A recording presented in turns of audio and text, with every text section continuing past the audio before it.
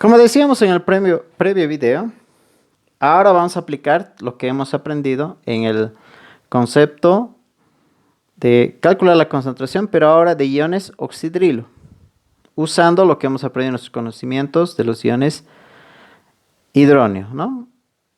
Y para este ejercicio, lo que nos pide que calculemos el pH de una solución de amoníaco. Nos da la concentración, nos dice que la concentración es 5 por 10 a la menos 4.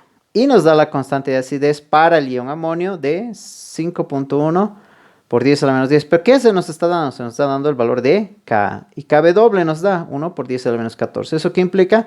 Que está, ahí está, lo dice, ¿no? Que está a 25 grados centígrados. Entonces, ¿cómo vamos a calcular Kb?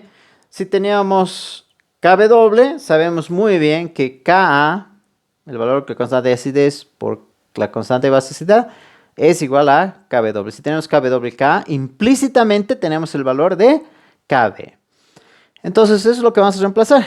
Kb doble sobre K. Y tenemos el respectivo valor de Kb. Y ahora sí podemos volver a lo que ya hemos aprendido hace instantes, ¿no? Algo muy clásico. El valor de UH, nuestra primera intención, raíz cuadrada de Kb por Cb. Y ahí tenemos 1.75 por 10 a la menos 5, que es la constante que hemos calculado por la concentración. Y nos sale este valor. Este valor, obviamente, debemos mirar si es menor al 5% de la concentración de B. Ya que no se cumple, entonces necesitamos ir a la ecuación cuadrática. Y nuestra ecuación cuadrática está ahí, ¿verdad? Ahí en la parte superior tenemos la ecuación cuadrática. Reemplazamos y con el valor que hemos calculado, no olvidemos que nuestra suposición es ahora que la concentración de iones hidróneo es muy pequeña, es menor al 5% con respecto a la de OH. Cuando miramos, sí, cumple. 1.17 por 10 a la menos 10 es menor que 4.26 por 10 a la menos 6, ¿no?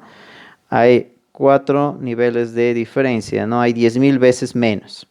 ¿Cómo cumple? Entonces nos quedamos con este valor de OH, o si quieren ver en este valor de H, y podemos sacarle el logaritmo negativo de ese valor. ¿Por qué? Porque se nos ha pedido en el ejercicio el valor de pH. Entonces ahí está el valor de pH, 9.93.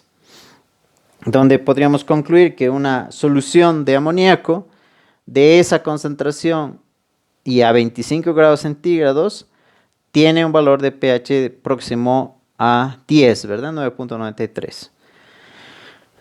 Veamos otro ejemplo, el ejemplo 5.9, donde dice calcule la concentración de iones hidróneo de una solución 0.05 de acetato de sodio. Nos está dando el valor de Ka para el ácido acético y Kb doble. Fíjense que el valor de Kb doble es distinto de 1 por 10 a la menos 14, que es el valor que tendría 25 grados centígrados. ¿Qué es lo que ocurre en solución? El acetato de sodio nos forma los iones sodio más los iones acetato, y los iones acetato en presencia de agua nos forma el ácido acético más los iones oxidrilo. Entonces de ahí es que tenemos el valor de Kb. De nuevo, se nos ha dado el valor de K, y ¿cómo podemos calcular Kb? Sencillo, dividimos Kb doble entre K y nos da el valor de Kb. ¿Por qué? Porque sabemos que K por Kb nos da el valor de Kb doble. Una vez que ya tenemos este valor de Kb y tenemos el valor de Cb, sencillo, lo que ya hemos aprendido, de nuevo, en ácido será Ka por Ca. Ahora, Kb por Cb con respecto a la concentración de iones oxidrilo. Hacemos el cálculo. Tenemos el nuevo valor aquí calculado y como siempre necesitamos verificar. Si verifica, en el caso acá, cuando tomamos el valor, fíjense que es 10 a la menos 6 y por otro lado 10 a la menos 3. Excelente. La desigualdad se cumple. Y solo por si acaso vemos que la concentración de iones hidrógeno sea menor al 5% de OH, que es también que se verifica. Fíjense, 10 a la menos 9 es menor que 10 a la menos 7. Estamos seguros de nuestro cálculo, que nuestra estimación es correcta. Entonces, por lo tanto, ya tenemos la concentración de iones hidrógeno acá, 2.9 por 10 a la menos 9, y podemos sacarle el logaritmo, ¿no? Al sacar el logaritmo negativo, tenemos un valor de 8.54. Fíjense que esta solución de acetato de sodio tiene un valor de 8.5, ¿no? Es una solución básica, que es lo que habíamos aprendido dentro de nuestro rango de pHs, ¿sí? Entonces, en líneas generales, hemos repasado sistemas, tanto ácidos y bases, de donde solo en el caso de un ácido ha donado un protón y en el caso de una base ha generado un ion oxidrilo. Y nuestra primera forma de calcular, nuestra primera intención en ácidos fue Ka por Ca. Y habíamos calculado, si no lo era, íbamos a la ecuación cuadrática. Si estábamos felices con el valor de K por Ca, pero el valor de K era bastante pequeño, mirábamos la presencia dentro de la raíz de más Kw. Bajo el mismo criterio, en una base, nuestra primera intención para el cálculo de los iones oxidrilo va a ser Kb por Cb. Si no funciona a través de la verificación, entonces necesitamos hacer la ecuación cuadrática, ¿no? Y si en una buena primera intención de Kb por Cb nos dio un valor cercano, pero el valor de Kb es muy pequeño, también habrá que considerar la presencia del aporte del agua y por lo tanto sumarle el valor de Kb doble. ¿Sí? No se preocupen, esto se lo guarda o se vuelve más mecánico a medida que uno va practicando, ¿no? Pero es necesario que se resuelvan ejercicios en los cuales podamos tener los valores de concentración y de constante, tanto de acidez o basicidad, dependiendo si nuestro sistema es ácido o básico. Vamos a pasar a un caso en que vamos a tener la solución tanto del ácido y la base conjugada. Y ese caso es el siguiente. Fíjense que vamos a tener la concentración del ácido. Podemos tomar en este caso el ácido acético, pero también vamos a tener a su base conjugada, que hace un momento hemos visto el acetato de sodio. ¿Qué pasa si combinamos a ambos? ¿No? Si tenemos al ácido acético, pero también tenemos al acetato de sodio, el ion acetato. Si pensamos en nuestras ecuaciones clásicas, el ácido va a generar un hidronio y nuestra base nuestro acetato, la sal, va a tener obviamente su ion acetato. Entonces vamos a tener iones acetato que vienen desde la sal y vamos a tener iones acetato que vienen desde el ácido. Entonces, para ello necesitamos hacer nuestro respectivo balance de masa. Podemos juntar con nuestro balance de carga, un trabajo muy similar a lo que hemos hecho previamente. Vamos a tener nuestras constantes y al encontrar la expresión combinada de constantes y de balance de masa, tenemos la ecuación 26. Y fíjense que en la ecuación 26 dice la diferencia de los iones hidronio menos los iones oxidrilo. Ahí, fíjense, ahí aparece esa diferencia.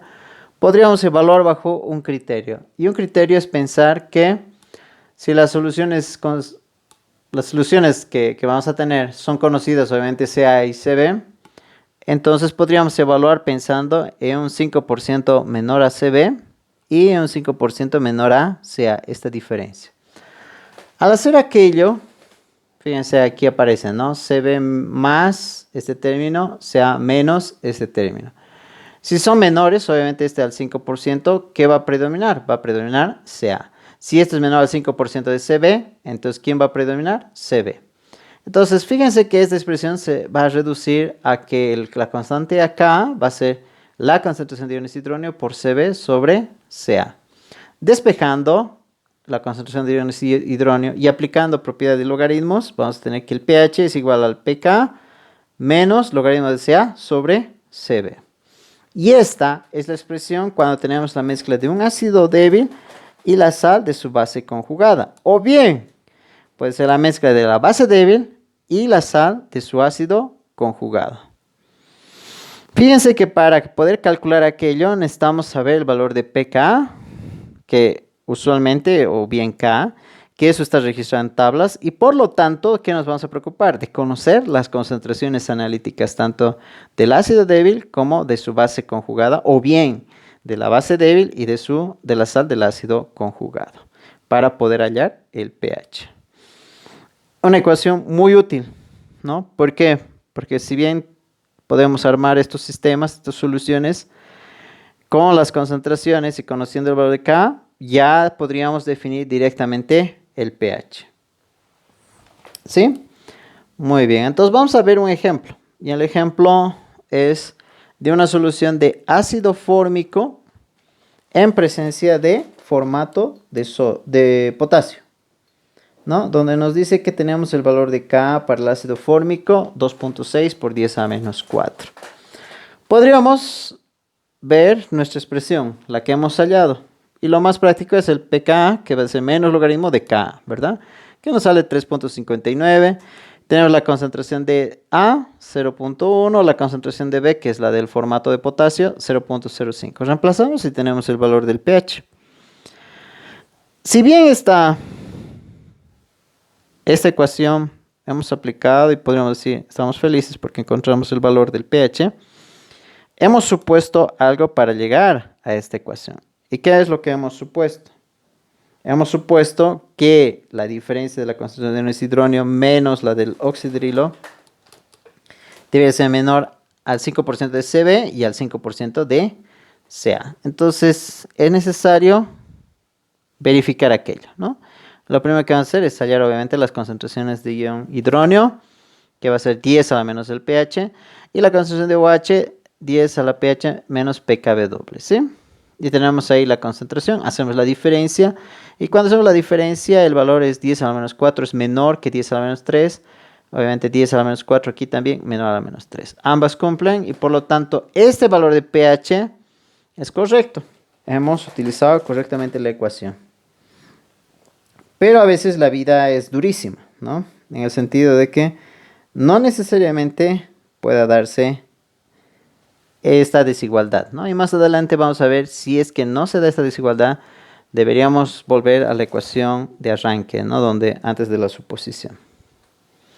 El ejemplo 5.11 nos dice, quiere conocer la concentración de sulfonato de sodio y nos da la concentración del ácido sulfámico y nos da el pH igual a 1.55, ¿no? El valor de pKa también es conocido. Entonces, el valor de Ka, 0.224, obviamente nos han dado pK, no nos han dado Ka, pero el valor de Ka cuando hacemos el cálculo, no olvidemos que el pK va a ser menos logaritmo de Ka, y despejando de ahí, si quieren K es 10 a la menos pK, nos da un valor de 0.224. Y es un valor alto. Eso implica que la concentración de iones hidróneo proviene directamente de la parte ácida, más que de la formación del ácido conjugado de nuestra base. Entonces, eso implica que probablemente la concentración de iones hidróneo es mucho más grande que la de OH. Y nuestra ecuación, básicamente, nuestra ecuación de partida de valor de K, si sabemos que esto es mucho más grande que esto, entonces su aporte de esto va a ser pequeño, entonces simplemente se conserva como esto, ¿no? Entonces, nuestra ecuación de pKa se ha convertido en esta expresión donde aparece la concentración de iones hidróneo, Cb y Ca.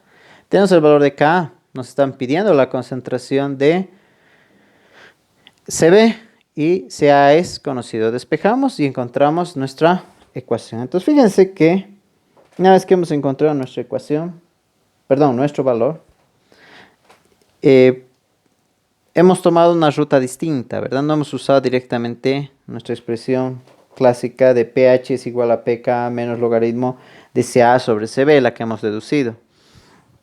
Y uno podría preguntarse, ¿qué pasa si hubiéramos tomado aquello? Si hubiéramos usado esa expresión, hubiéramos hallado un valor de Cb igual a 0.79. Comparado con el valor que hemos usado correctamente, la suposición, más que todo, bajo el criterio de que el valor de pK era, o bueno, en todo caso el valor de K era muy grande, entonces próximo a 1, entonces eso implicaba que la concentración de hidrógeno era mucho más grande que la de OH, ¿no? Ese fue nuestro criterio para llegar a este valor. Entonces, comparando ambos, es un error del 46%. Entonces, no es solo usar de memoria esta expresión. Si bien esta expresión es muy útil, pero hay que tener mucho cuidado bajo qué circunstancias se puedan presentar. ¿Sí? Hay que evaluar.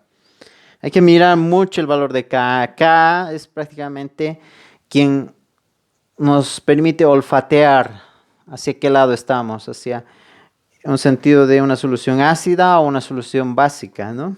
Entonces, de igual, no se estresen, a medida que uno practica se va dando cuenta de que en algunos casos puede darse estos casos muy particulares, es por eso que los tenemos, ¿no? Y quisiera entrar a un concepto que se llama las soluciones tampones o buffer o soluciones reguladoras, ¿no? Es una solución que está constituida de un ácido débil y su sal o una base débil y su sal. Además, si es que se agrega una pequeña cantidad de ácido o base a la solución reguladora, el pH de la solución permanece casi constante, ¿no? Es muy similar al concepto que aprendíamos en Le Chatelier, ¿no? Que decía que si un sistema se encuentra en equilibrio y tratamos de perturbarle al sistema, ya sea por concentración, por temperatura, etcétera, el sistema trataba de recobrar ese equilibrio. En una solución buffer o reguladora, el sistema va a tratar de mantener un pH.